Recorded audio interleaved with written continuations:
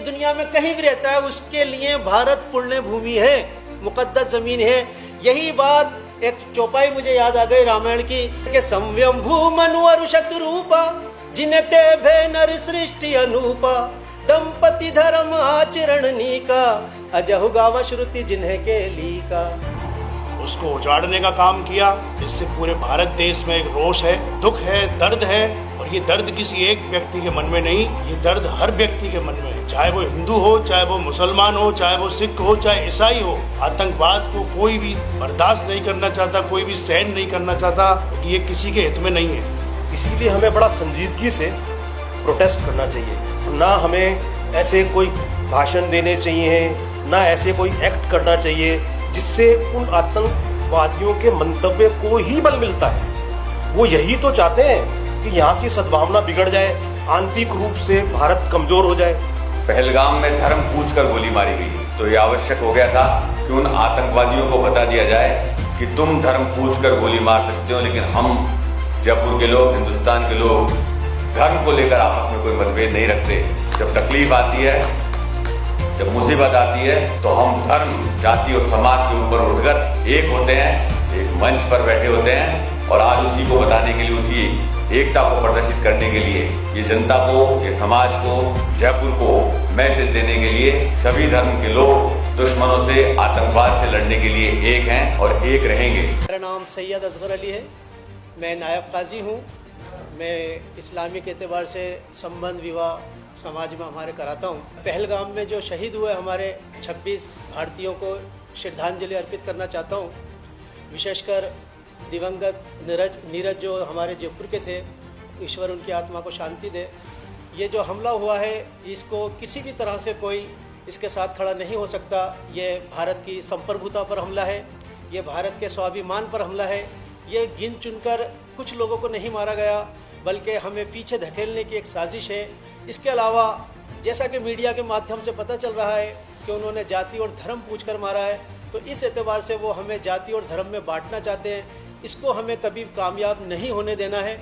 हमें ये मैसेज देना है कि हम एक हैं, जैसा कि हमारे भ्राता ने अभी ये बात कही।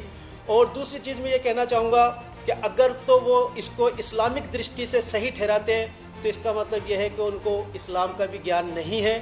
बिकॉज कुरान के अंदर सूरह मायदा आयत नंबर 32 में ईश्वर फरमाता है, अल्लाह ने कहा कि जिस किसी ने भी एक भी मानव को अननेसेसरी कत्ल किया, उसने तमाम ही मानवता का कत्ल कर दिया।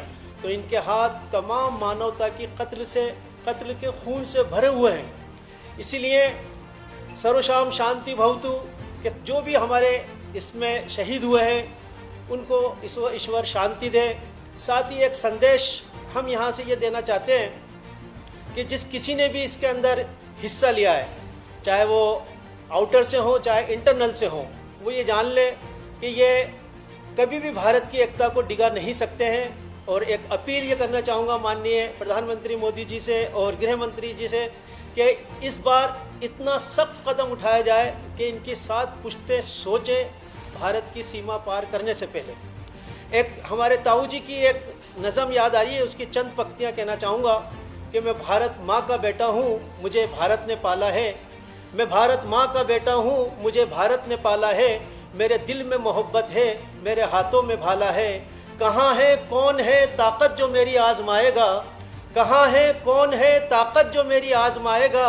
मैं सपूते हिंद हूँ, दुश्मन मेरा बचकर न जाएगा। मेरे प्यारे वतन की तरफ जो भी बढ़कर आएगा, वो निकलेगा यहाँ से जैसे गोरों को निकाला है। मैं भारत माँ का बेटा हूँ, मुझे भारत ने पाला है। मेरे दिल में मोहब्बत है, मेरे हाथों में भाला है। ये कह दो दुश्मनों से दुश्मनी से बाज आ जाएं, मेरे जोशो गज़ब की आग को हरगिज़ न भड़काएं। अगर जहाँ अपनी प्यारी है तो वहीं सरहद पे रुक जाएं। यहाँ मेरी मस्जिद है, यहाँ मेरा शिवाला है।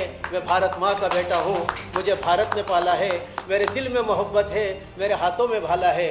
मैं ये तमाम मानवता से, तमाम इंसानियत से ये कहना चाहता हूँ कि भारत सिर्फ हिंदू समाज की जन्मभूमि नहीं है, अपितु संसार में बसने वाले तमाम मुस्लिम समाज के लिए, मेरे शब्दों पर गौर कीजिए, तमाम मुस्लिम समाज के लिए भारत पुण्य भूमि है, एक मुकद्दस ज़मीन है। क्यों? क्योंकि वो ये कहते हैं कि उनके जो पहले अवतार हैं, पहले नबी हैं जो कि स्वर्ग से इस धरती पर आए, तो जिस धरती का सिलेक्शन हुआ वो मेरा भारत था। तो इसलिए मेरा जन्म यह हुआ है, मेरी जन्मभूमि है, मुझे यहाँ कर्म करना है, मेरी कर्म भूमि है। लेकिन समस्त मुसलमानों के लिए दुनिया में कहीं भी रहता है उसके लिए भारत पुण्य भूमि है, मुकद्दस ज़मीन है।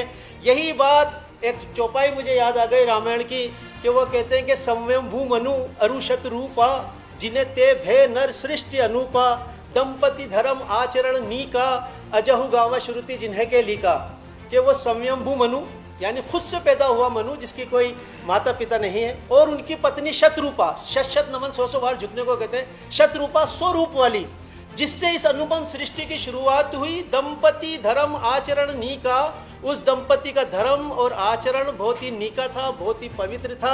अजहु गावा श्रुति जिनके लीका, जिसका गुणगान, जिसका बखान, जिसका बयान आज भी लोग करते हैं। ये वो जोड़ा है जिससे तमाम मानवता शुरू हुई है, और वो मानवता भारत से शुरू हुई है। तो हमें तो एक संदेश मिलकर ये देना है कि हमारा तो धर्म भी एक ही है। मुझे ये बात कहने में कोई भी संकोच नहीं है कि इस धरती पर सर्वप्रथम ईश्वरीय वाणी, ईश्वरीय ग्रंथ वो वेद है, और ईश्वरीय धर्म सनातन धर्म है, जिसको कि आज हिंदू तो कोई धर्म नहीं है। हिंदू तो भौगोलिक दृष्टि से आप भी हिंदू हैं, मैं भी हिंदू हूँ, लेकिन प्रैक्टिसिंग आप शाश्वत धर्मी, वैदिक धर्मी, सनातन धर्मी हैं। मैं इस्लाम को मानता हूँ। ये सब लड़ी एक ही है, कड़ी एक ही है, सब वहाँ से चली आ रही है। इस वक्त समय नहीं है कि मैं उसके ऊपर विस्तार से बात करूं, लेकिन सार की 1-2 लाइनें आपको बता दूं ताकि ये बातें बहुत अच्छी हो जाए कि जो वेदों का सारे वेद अखिलो धर्म मूलम, जो धर्म की जो बुनियाद है वो वेद पर है, और वेद का जो सार है वो एकेश्वरवाद है, और वेद का जो ब्रह्म सूत्र है जिसको हम ब्रह्म सूत्र कहते हैं, जिसको कलमा खुदा कहते हैं, ब्रह्म खुदा सूत्र कलमा, और वो है एकम ब्रह्म दिव्यति नास्ति नेहना नास्ते किंचन, वो ईश्वर एक ही है, दूसरा नहीं है, नहीं है, लेक्ष मात्र भी नहीं है। इसी को अगर मैं अरबी में कहूँ तो ला इलाहा इल्लल्लाह वाहदहु ला शरीक, वो एक है, उसका कोई शरीक नहीं है। तो कलमा ब्रह्म सूत्र जिसे कहते हैं वो भी नहीं बदला। हम एक माता पिता की संतान हैं, वो भी नहीं बदला। तो वो कौन थे जिसने हमारे बीच में दीवार खड़ी कर दी? जब दीवारें अंग्रेज भी नहीं खड़ी कर सकते थे, हिंदू मुस्लिम भी आपस में दीवारें नहीं खड़ी कर सकते थे। दीवारें खड़ी होती है नफरत की बुनियाद पर, और नफरत जब 2 भाइयों में, सगे भाइयों में हो जाती है तो घर में दीवार खिंच जाती है। जहां एक खाट खड़ी नहीं कर सकते वहां दीवारें बन जाती हैं, और ये जब नफरत मोहब्बत में बदलती है, जैसे मैं आज यहाँ देख रहा हूं, तो उस दीवार में खिड़की भी खुलती है और दीवारें टूटती भी है। लिहाजा हम ये संदेश पाकिस्तान को उन्हीं की भाषा में देना चाहते हैं कि अगर तो उनको अपनी जान प्यारी है तो सरहद पे रुक जाए, वरना यहाँ शूरवीरों की कमी नहीं है। ये तो आपने निहत्तों को मारा है, और हम कालांतर में आपको दिखा चुके हैं। और आपने जो कोशिश की थी तो आपका एक हाथ हमने बांग्लादेश 1961 में काट दिया था, और हम आपके दोनों हाथ भी काटना जानते हैं। ये संदेश आज यहाँ फ्रीडम फॉर फाइट के जरिए से जाना चाहिए कि हम सब लोग एक हैं, हमारी एकता को कोई डिगा नहीं सकता। और मैं बार बार ये अपील करता हूँ, वैसे हमारा ये मानना है कि प्रत्येक व्यक्ति को सुरक्षा प्रदान नहीं की जा सकती, लेकिन फिर भी इसके अंदर दोनों सरकारें, भारत सरकार, जम्मू कश्मीर की सरकार गौर करे कि कहाँ कमी रही है और उस कमी को दूर करे, और आइंदा ऐसा कोई वाकया पेश ना आए। और नहीं तो फिर हुक्म दे, हम सब लोग अपनी अपनी रेजिमेंट बनाएंगे और शामिल होंगे। और अभी तो अग्निवीर हमारे पास बहुत सारे पड़े, खाली अग्निवीर ही जाएंगे, वही निपटा देंगे। खुला संदेश है कि हम जो है पीछे हटने वाले नहीं है। बहुत बहुत शुक्रिया।